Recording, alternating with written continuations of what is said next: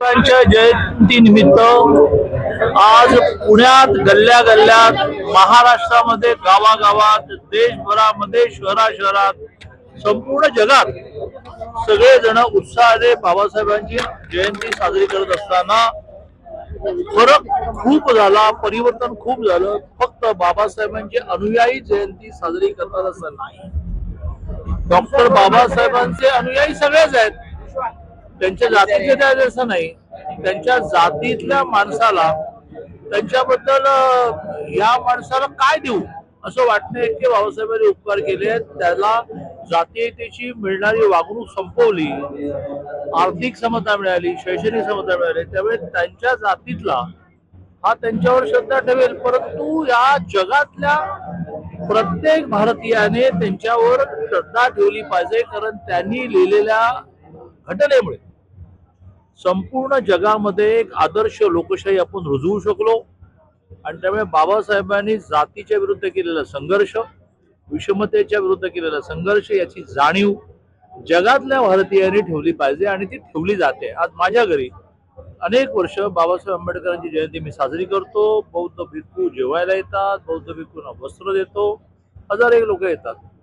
आता तसं मी जात मानतच नाहीये, पण लौकिक अर्थाने कोणी म्हटलं की तुम्ही कशी आंबेडकर जयंती करता, शिवाजी महाराजांची जयंती करतो, महात्मा ज्योतिबा फुलेंची करतो, बाबासाहेबांची करतो. महापुरुषांना किमान जातीमध्ये आपण डिवाइड करूया नको. महापुरुष सगळ्या जातीचे आहेत, सगळ्यांचे आहेत. मिसळ कशी वाटली? दीपक पायगुडे हा असा राज्यकर्ता जन्माला आला.